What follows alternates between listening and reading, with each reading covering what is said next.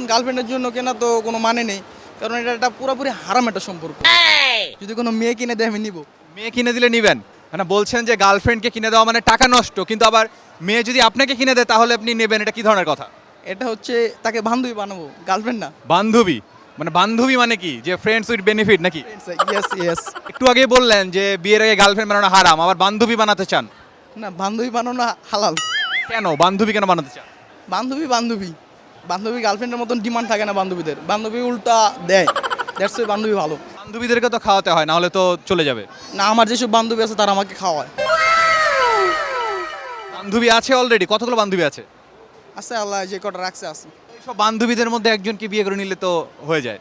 না, তারা বিয়ে করার উপযুক্ত না, এবং কি তাদের অলমোস্ট সবার বিয়ে হয়ে গেছে, 2-3 জন আর কি আছে। তারা বিয়ে হওয়ার পরে তাদের স্বামীর থেকে টাকা নিয়ে পর্যন্ত আমাকে খাওয়ায়। খুবই ভালো করে। বান্ধবীদের অলরেডি বিয়ে হয়ে গিয়েছে, অথচ আপনি বলতে পারেননি এখনো তাদেরকে কিছু। তাদেরকে আমি কি বলবো, তাদের বিয়ে হয়ে গেছে, তারা জাস্ট ফ্রেন্ড ছিল, ক্লোজ ফ্রেন্ড ছিল, এই আর কি। এই যে বললেন জাস্ট ফ্রেন্ড ছিল, এটা একটা কি ধরনের ইঙ্গিত করছে না যে জাস্ট ফ্রেন্ড? না না, কি ধরনের ইঙ্গিত না, ফ্রেন্ড অ্যাজ এ ফ্রেন্ড এই।